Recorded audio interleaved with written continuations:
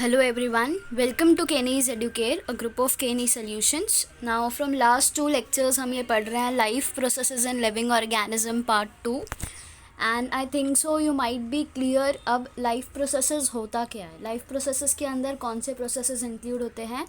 तो it includes nutrition, transportation, metabolism, respiration, reproduction, excretion and many more. Okay, but remember this basic processes which occurs in day to day life. Okay, now अब ये processes जो essential life process है वो perform करने के लिए हमें energy कहाँ से मिलती है.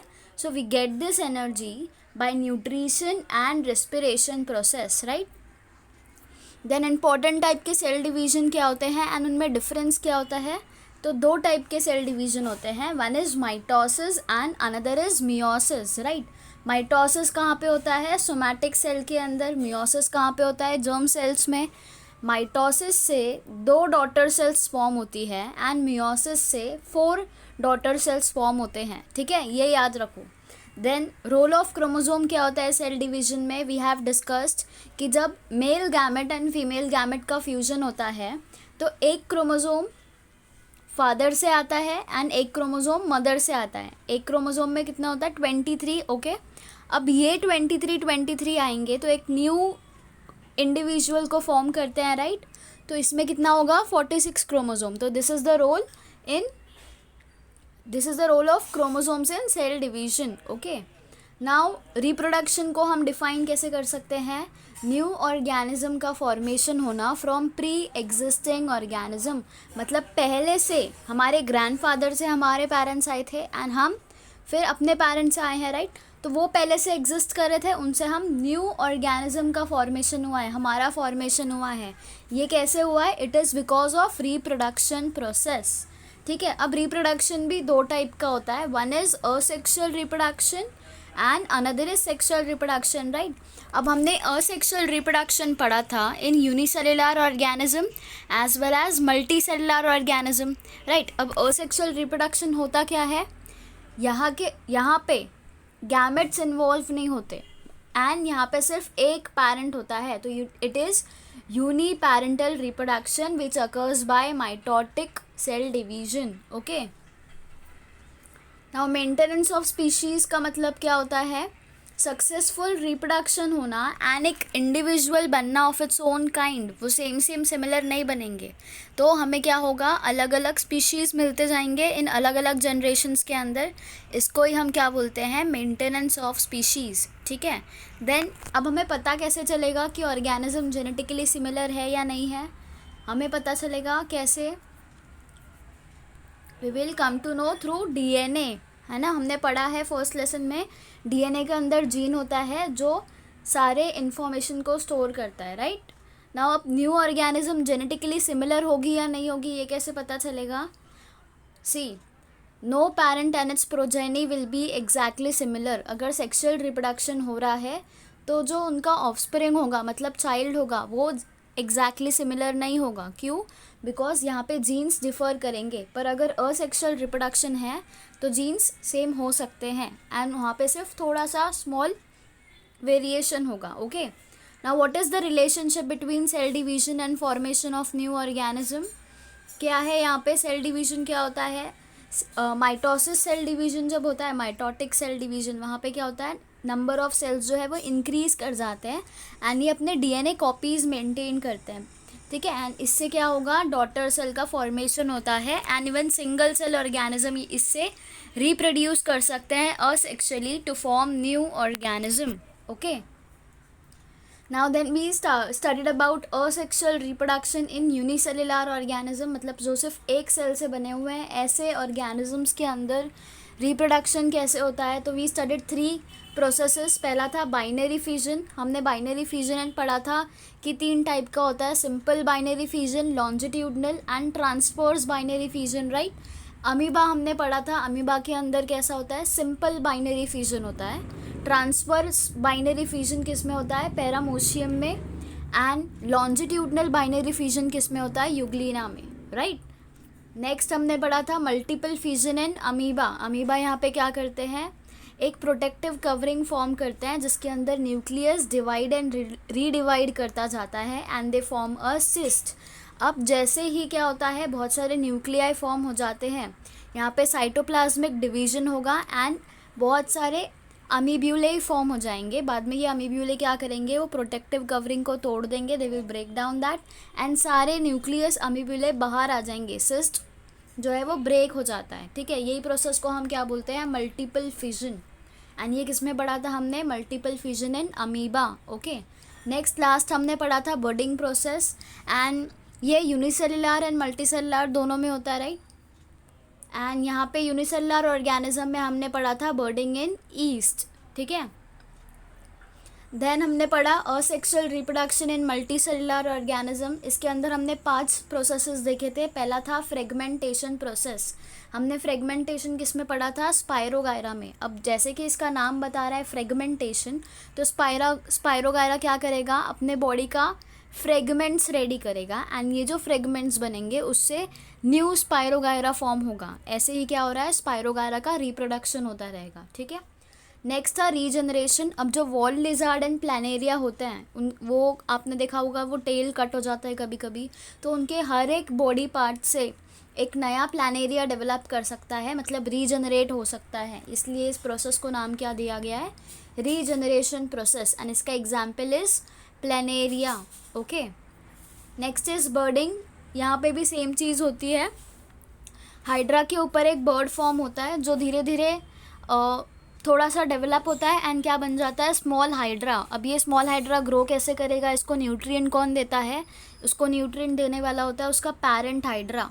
ठीक है, अब जैसे ही उसको न्यूट्रिएंट मिलता है वो ग्रो करता है एंड जब वो खुद से एक इंडिविजुअल इंडिपेंडेंट बन के जी सकता है तो वो क्या होता है, अपने पेरेंट से अलग हो जाता है एंड ऐसे ही हाइड्रा में बर्डिंग प्रोसेस कंटिन्यू हो जाता है। वाई बर्डिंग नेम, क्योंकि एक बर्ड डेवलप करता है एंड देन वो नॉर्मली इंडिपेंडेंट होके एज हाइड्रा ग्रो करता है। ठीक है, नेक्स्ट इज वेजिटेटिव प्रोपोगेशन। अब यहाँ पे रिप्रोडक्शन कैसे होता है, वेजिटेटिव पार्ट्स से, जैसे कि रूट, स्टेम, लीव्स और बोर्ड से रिप्रोडक्शन प्रोसेस होता है। कैसे, here you can see the leaves, उनके ऊपर जो साइड में लीव्स हैं वो ग्रो करेंगे, राइट। एंड ये बर्ड्स हम देखते हैं, इसको फिर से अगर हम प्लांट करेंगे तो पूरा पोटैटो फिर से हम ग्रो कर सकते हैं। ठीक है, तो क्योंकि ये रिप्रोडक्शन वेजिटेटिव पार्ट से हो रहा है प्लांट्स के, जैसे कि रूट, स्टेम, लीव से, इसलिए हम इसको क्या बोलते हैं, vegetative propagation. Okay, last one था स्पोर फॉर्मेशन। अभी यहाँ पे हमने देखा था कि चपाती, भाकरी या ब्रेड को हम रख देंगे बहुत 3-4 दिनों तक क्लोज्ड कंटेनर के अंदर, तो उस पर फंगस ग्रो करता है। अब वो फंगस रिप्रोड्यूस कैसे करते हैं, इनके डायग्राम में यू कैन सी हियर, ये जो सर्कल दिख रहा है उसके अंदर बहुत सारे स्पोर्स होंगे। ठीक है, जब अनफेवरेबल कंडीशन होगा तो वो स्पोर्स जो है वो ब्रेक हो जाएगा एंड उस स्पोर नहीं, ये जो सर्कल है वो ब्रेक हो जाएगा। ठीक है, ब्रेक होने के बाद अंदर जो भी स्पोर्स थे वो नीचे आ जाएंगे। समझो ये भाकरी है, भाकरी सी, यहाँ पे कैसे हो रहा है, ये स्पोर्स सारे नीचे गिर रहा है एंड वहाँ से फिर से फंगस का फॉर्मेशन स्टार्ट हो जाएगा। इसको ही हम क्या बोलते हैं, spore formation. Okay, then we started with sexual reproduction. इसमें हमने देखा 2 प्रोसेसेस, एक तो गैमेट फॉर्मेशन एंड दूसरा फर्टिलाइजेशन प्रोसेस। गैमेट फॉर्मेशन में क्या होता है, क्रोमोसोम नंबर जो है वो रिड्यूस हो जाता है टू हाफ। जैसे 46 क्रोमोसोम प्रेजेंट है तो वो कितना हो जाएगा, 23 क्रोमोसोम्स। यहाँ पे you can have a look on this diagram. Gamete formation कैसा हो रहा है, फादर के अंदर 46 क्रोमोसोम है, मदर के अंदर भी 46 है। ठीक है, अब ये 23 डिवाइड करेंगे एंड स्पर्म जो है वो क्रोमोसोम्स को कैरी करते हैं। ठीक है, एंड मदर के अंदर एक 23 पेयर जो है वो ओवम फॉर्म करेगा एंड दूसरा 23 पेयर जो है वो पोलर बॉडीज फॉर्म करता है जो नॉन फंक्शनल होता है। ठीक है, अब ऐसे ही क्या होगा, 23 क्रोमोसोम हमें मिलेगा कहाँ से, एक स्पर्म फादर का आएगा, एक ओवम मदर का होगा, तो 23 + 23 कितना हो जाएगा, 46 क्रोमोसोम। तो एक न्यू इंडिविजुअल डेवलप हो सकता है 46 क्रोमोसोम से, राइट। तो इसको ही क्या बोलते हैं हम, gamete formation. Now next is fertilisation में हमने क्या देखा, जब एक हेप्लॉइड स्पर्म और एक हेप्लॉइड ओवम साथ में आके फ्यूज़ करेगा तो ये क्या बनाएंगे, एक डिप्लॉइड जाइगोट। अब ये जाइगोट जो है वो आगे जाके क्या बन जाएगा, it will form embryo, and वो एम्ब्रियो से क्या होता है, एक न्यू इंडिविजुअल डेवलप करता है। ठीक है, यहाँ पे क्या लिखा हुआ है, फ्यूजन ऑफ मेल गैमेट मतलब sperm of male parent and female gamete of female parent occurs, and इसके वजह से क्या होगा, new individual always has the recombined jeans of both the parents, क्योंकि 23 क्रोमोसोम फादर से आते हैं एंड 23 मदर से आते हैं, राइट। तो क्या होता है, जो चाइल्ड होगा उसके अंदर रिकम्बाइंड जीन्स होंगे, दोनों के आधे आधे जीन्स प्रेजेंट होंगे। ठीक है, this was all about fertilisation process. अब अगर हमने देखा कि मेल से जो मेल गैमेट आ रहा है वो हेप्लॉइड है एंड फीमेल गैमेट भी हेप्लॉइड है, पर अगर ऐसा हो गया कि मेल और फीमेल दोनों गैमेट डिप्लॉइड हो गए तो क्या होगा, हमें कितने क्रोमोसोम्स मिलेंगे, we will get 92 chromosomes, and इसको हम क्या बोलते हैं, टेट्राप्लॉइड। ठीक है, अब अगर ऐसा हो गया कि सेल डिवीजन ही नहीं हुआ मियोसिस के थ्रू, तो क्या होगा, अगर सेल डिवीजन नहीं होगा मियोसिस के थ्रू, तो सारे जो सेक्सुअल रिप्रोडक्शन से अपना पॉपुलेशन इंक्रीज़ करते हैं वो वहाँ पे स्टॉप हो जाएगा, एंड एक भी न्यू इंडिविजुअल फॉर्म नहीं होगा, जिसके वजह से this will lead to extension of the advanced diploid species, extend कर जाएंगे। जैसे अभी बहुत कम लायन टाइगर बचे हैं अर्थ के ऊपर, वैसे हम ह्यूमन बींग्स का पॉपुलेशन भी ख़त्म हो जाएगा, and it will be abnormality create करेगा ये हमारे एनवायरनमेंट के अंदर। Okay, then we studied about sexual reproduction in plants में हमने देखा कि जो मेल होते हैं उनको हम क्या बोलते हैं, एंड्रोशियम, एंड फीमेल को क्या बोलते हैं, गाइनोशियम। ठीक है, अब एंड्रोशियम एंड गाइनोशियम तो है, पर स्टेमेन जो है, stamen is the male part of the flower, ठीक है, and carpel is the female part of the flower. तो स्टेमेन के अंदर क्या होता है, filament and anther, and carpel के अंदर क्या होता है, स्टिग्मा, स्टाइल एंड ओवरी। अब यहाँ पे एक प्रोसेस होता है पॉलिनेशन प्रोसेस, जिसके थ्रू वो पोलन ग्रेन मेल और फीमेल फ्लावर एक दूसरे तक पहुँचाते हैं, एंड ये पॉलिनेशन प्रोसेस जो है वो विंड, एयर, वाटर इन सब के थ्रू होता है। ठीक है, अब पॉलिनेशन प्रोसेस में होता क्या है, this is the female part, okay, female part of the flower, stigma, style and ovary. ठीक है, कार्पल बोलते हैं इसको। अब ये पोलन ग्रेन कहाँ से आया है, मेल पार्ट से आया है, थ्रू पॉलिनेशन प्रोसेस, हवे के साथ आ गया या इंसेक्ट लेके आ गया। ठीक है, अब ये पोलन ग्रेन है उसके स्टिग्मा पे, अब ये पोलन ग्रेन थोड़ा सा ग्रो करेगा एंड क्या बनाएगा, पोलन ट्यूब फॉर्म करेगा ये। ठीक है, it will form a pollen tube. See, वो जो पोलन ग्रेन था वो बढ़ता हुआ दिख रहा है, एंड वहाँ पे क्या लेके आएगा, वो साथ में स्पर्म लेके आएगा। ठीक है, वो कहाँ तक आ गया, स्टाइल तक आ गया, क्योंकि यहाँ पे स्टाइल है तो पोलन ट्यूब ग्रो कर गया till style.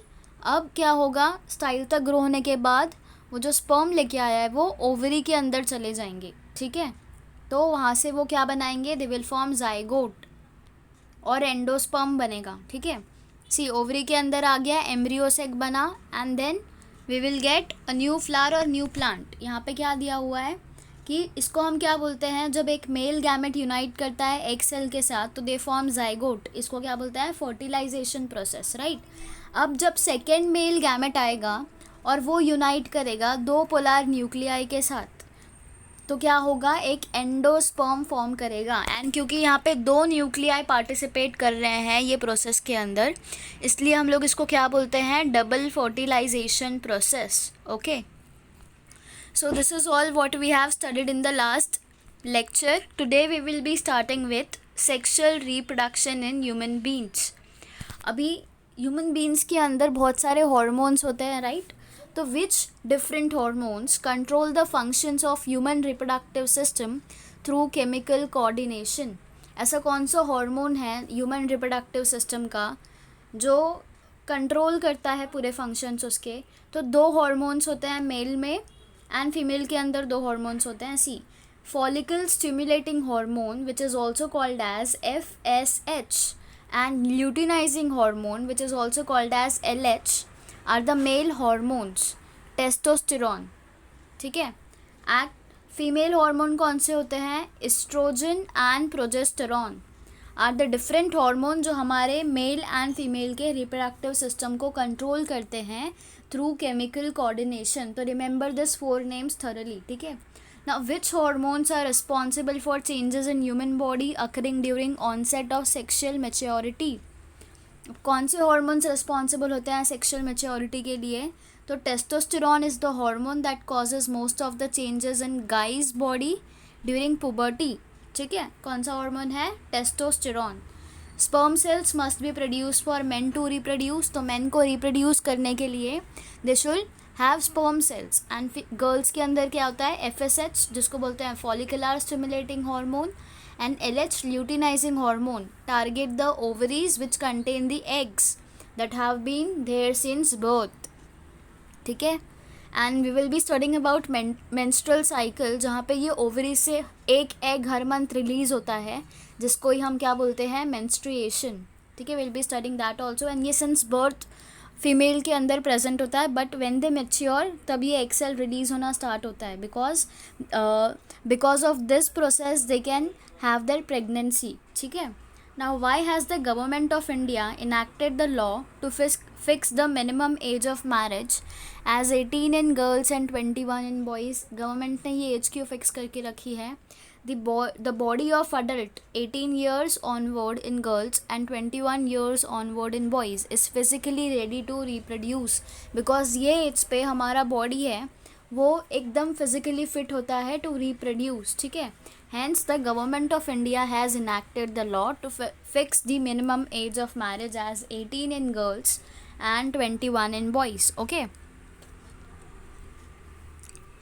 Now let's start with mail reproductive system. ठीक है, अब हमने हेरिडिटी एंड वेरिएशन पढ़ा था, जहाँ पे हमने देखा कि मेन के पास XY सेक्स क्रोमोसोम होता है एंड वुमेन के पास XX सेक्स क्रोमोसोम होते हैं.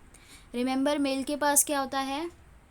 मेल के पास होता है XY sex chromosome and female के पास होता है XX सेक्स क्रोमोसोम. ठीक है, इतना याद रखना. Now reproductive system with specific organ develops in the body of men and women due to this sex chromosomes only. अब जो reproductive system बनता है मेल में एंड फीमेल में वो अलग अलग होता है. वो क्यों होता है? Because of this difference in the chromosome, sex chromosome. ठीक है. अब X क्रोमोसोम मेन के अंदर और वुमेन के अंदर प्रेजेंट होता है, पर Y क्रोमोसोम जो है वो सिर्फ मेन के पास प्रेजेंट होता है. ओके. वाई? क्योंकि वुमेन के पास दोनों XX होता है, पर मेल के पास X एंड Y भी प्रेजेंट होता है. ठीक है. Now see, human male reproductive system consist of, male के रिप्रोडक्टिव सिस्टम में क्या होता है? Testis, various ducts and glands. तो डक्ट्स में क्या क्या आते हैं एंड ग्लैंड्स में क्या क्या आता है? सी, टेस्टिस है यहाँ पे, इजैकुलेटरी डक्ट है, कूपर्स ग्लैंड है, यूरिनोजेनाइटल डक्ट है, एपिडिडमिस है, स्क्रोटम है, सेमिनल वेसिकल है. ठीक है. देन यूरिनरी ब्लैडर है and penis is the last one. ठीक है. नाउ टेस्टिस जो है वो प्रेजेंट कहाँ पे होता है? स्क्रोटम में, which are present outside the abdominal cavity. अभी जो स्क्रोटम दिख रहा है उसके अंदर टेस्टिस प्रेजेंट होता है. तो स्क्रोटम का काम क्या है? एक तरह से प्रोटेक्शन देना ही है. And this scrotum is present outside the abdominal cavity. Okay. Now testis contain numerous seminiferous tubule. अब सेमिनिफेरस ट्यूब्यूल कहाँ पे प्रेजेंट होगा? टेस्टिस के पास प्रेजेंट होगा. Okay. Germinal epithelium present in the tubule divide by meiosis to produce sperm. अब sperm कहाँ पे प्रोड्यूस होता है? स्पर्म जो है वो टेस्टिस के अंदर प्रोड्यूस होता है. वाई? बिकॉज उनके पास टेस्टिस में बहुत सारा सेमिनिफेरस ट्यूब्यूल प्रेजेंट होता है, साथ में ही जर्मिनल एपिथेलियम प्रेजेंट होता है जो वहाँ पे मियोसिस के थ्रू सेल्स डिवाइड करता है एंड देन स्पर्म का प्रोडक्शन होता है. ठीक है. अब ये स्पर्म्स जो है वो आगे सेंड होते हैं through various tubules and sequence of those tubule is, पहले स्पर्म कहाँ पे जाएगा? रेटी टेस्टिस, देन वास एफरेंस. सी, वास एफरेंस दिख गया, वास एफरेंस में आया, देन वास डिफरेंस से कहाँ पे जाएगा? एपिडिडमिस. एपिडिडमिस कहाँ पे है? स्क्रोटम के ऊपर. ठीक है. Then it will go to vas deferens. Ejaculatory duct. Ejaculatory duct कहाँ पे है? यहाँ पे आया. देन यूरिनोजेनाइटल डक्ट यहाँ पे आया. ठीक है. एंड यहाँ से क्या होगा? फिर वो पेनिस में आएगा एंड पेनिस से देन फीमेल बॉडी के अंदर जाता है. ठीक है. Now as the sperms are pushed forward from one duct to the next, they become mature and able to fertilize the ovum. अब ovum मतलब egg cell जो फीमेल के अंदर होता है, उसको fertilize कौन करेगा? टेस्ट स्पर्म जो होगा वो fertilize करता है ovum को, एंड स्पर्म कहाँ पे होता है? टेस्टिस के अंदर प्रेजेंट होता है. ओके, नाउ सेमिनल वेसिकल जो है वो सिक्रीट करता है secretions in the ejaculatory duct, whereas prostate glands and Cooper's gland secrete their secretions in the urinogenital duct. अब ये important है, ये आपको 1 मार्क्स के लिए पूछ सकते हैं कि सेमिनल वेसिकल कहाँ पे अपना सिक्रीशन सिक्रीट करता है. तो you need to know ejaculatory duct के अंदर. सी सेमिनल वेसिकल दिखा ये ब्लू कलर का, कहाँ पे सिक्रीट कर रहा है ये अपना सिक्रीशन? इजैकुलेटरी डक्ट में, जो उसके ठीक बाजू में है. ठीक है, and Cowper's gland and prostate gland अपना सिक्रीशन कहाँ पे सिक्रीट करेंगे? In the urinogenital duct. See यहाँ पे यूरिनोजेनाइटल डक्ट दिखा, कूपर्स ग्लैंड उसके ऊपर ही है, राइट. तो वो अपना सिक्रीशन कहाँ पे करेंगे? यूरिनोजेनाइटल डक्ट के अंदर. Okay, remember this. Now semen is formed of sperm and secretions of all this gland. अब ये ग्लैंड से जो भी सिक्रीशंस आ रहा है, और एक सीमेन होता है जिसके अंदर स्पर्म प्रेजेंट होता है. ये वाइट कलर का फ्लूइड होता है. ठीक है, ये वाइट फ्लूइड के अंदर स्पर्म्स प्रेजेंट होता है, एंड ये वाइट फ्लूइड ही फीमेल बॉडी के अंदर जाता है जो ओवम को फर्टिलाइज करता है. Okay, now semen is ejaculated out through penis. अब ये जो पेनिस दिख रहा है इसके थ्रू क्या होगा? जो सीमेन है जिसके अंदर स्पर्म प्रेजेंट होता है वो कहाँ पे जाएगा? पेनिस से बाहर जाएगा, and all the organs of the male reproductive system are paired. सब कुछ दो में है except urinogenital duct, penis and scrotum. Scrotum is also, see scrotum paired है, penis एक अकेला है, urinogenital duct is single, वरना सब कुछ paired है, दो दो present है. ठीक है, male reproductive system में. Now there are some surprising facts. Length of each epididymis is about 6 meter. अब epididymis कहाँ पे है? ये जो epididymis दिख रहा है आपको पर्पल कलर के ऊपर जो प्रेजेंट होता है, वो कितना उसका लेंथ होता है? It is about 6 metres. Then length of sperm कितना होता है? 60 माइक्रोमीटर्स. ठीक है, and such a small sperm has to cross the distance of approximately 6.5 metre while passing out of the male reproductive system. अब ये इतना छोटा सा स्पर्म को कितना डिस्टेंस कवर करना होता है? It has to cover 6.5 metre का distance to reach out or to pass out through the human male reproductive system. Okay, now sperm needs large amount of energy and for this purpose fructose is present in the semen. अभी हमने क्या देखा था? सीमेन के अंदर क्या होता है? स्पर्म प्रेजेंट होता है. स्पर्म के साथ जो अलग अलग सिक्रीशंस है थ्रू डक्ट्स, वो भी प्रेजेंट होता है सीमेन के अंदर. अब स्पर्म को ट्रैवल करने के लिए एनर्जी की ज़रूरत होती है, इसलिए सीमेन अपने साथ एक शुगर को रखता है which is fructose is present in the semen, जो उसको एनर्जी प्रोवाइड करता है. ठीक है, this are some of the surprising facts. I hope you are clear with male reproductive system. ठीक है, क्या क्या पार्ट्स प्रेजेंट होते हैं मेल रिप्रोडक्टिव सिस्टम में? टेस्टिस, अलग अलग डक्ट्स एंड ग्लैंड्स. अगर किसने पूछा कौन से डक्ट्स प्रेजेंट है, तो you should know urinogenital duct, ejaculatory duct. ठीक है, एंड ग्लैंड्स कौन से हैं? Prostate gland, then Cowper's gland present है, एंड वो सिक्रीट कहाँ पे करते हैं अपना सिक्रीशन? सेमिनल वेसिकल सिक्रीट करता है एंड इजैकुलेटरी डक्ट के अंदर. Prostate gland and Cowper's gland secrete करते हैं इन यूरिनोजेनाइटल डक्ट. ठीक है, I hope you are clear with the male reproductive system. Now next we will be studying about human female reproductive system. See, all organs of female reproductive system are in the abdominal cavity. कहाँ पे present होंगे सारे organs? abdominal cavity के अंदर. अब human female reproductive system के अंदर parts कौन से होते हैं? It includes a pair of ovaries, a pair of oviduct, single uterus and vagina. ठीक है, ये देखो, सी यहाँ पे क्या बोला गया है? Pair of ovaries, right. तो ओवरीज कहाँ पे प्रेजेंट है?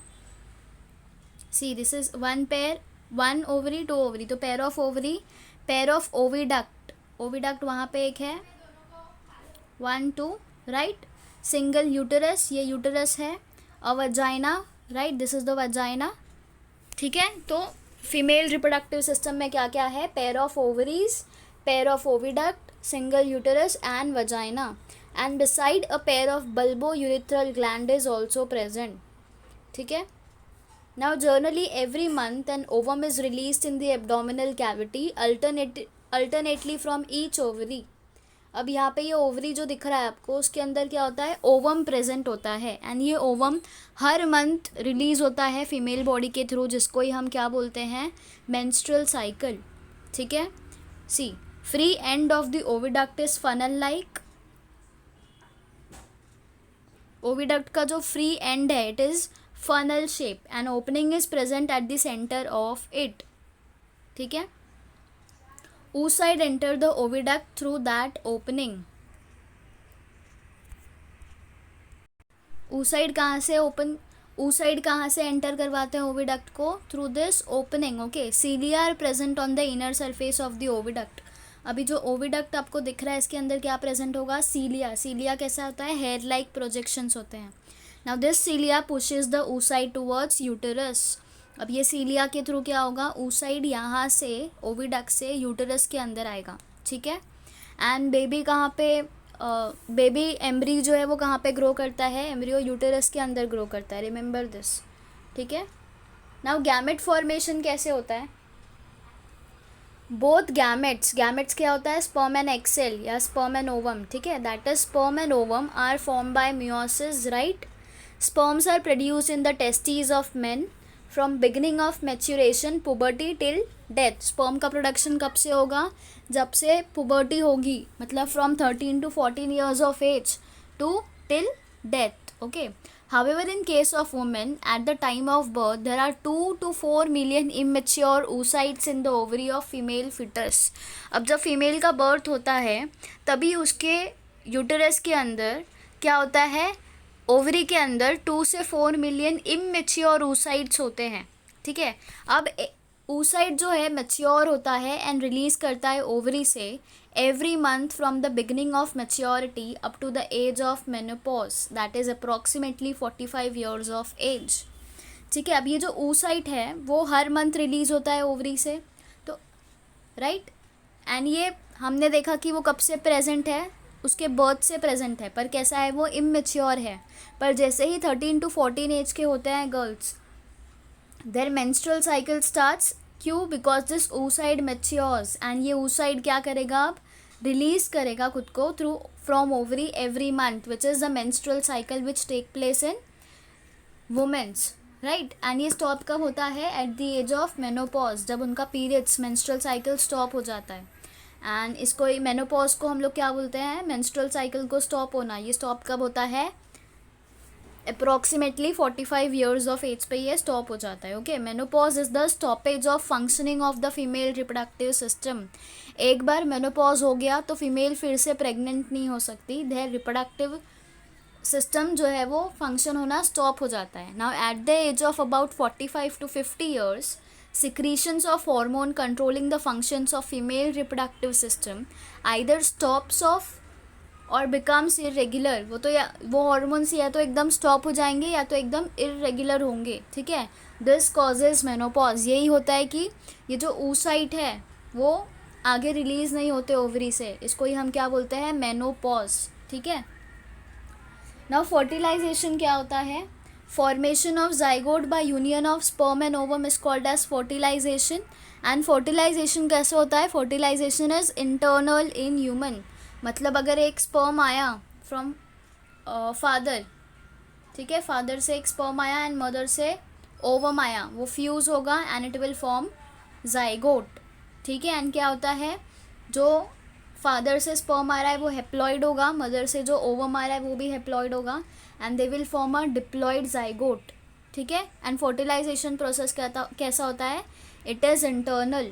नाउ सीमेन कहाँ देखा था हमने मेल रिप्रोडक्टिव सिस्टम में सीमेन पढ़ा था, जिसमें से स्पर्म का सिक्रीशन होता है।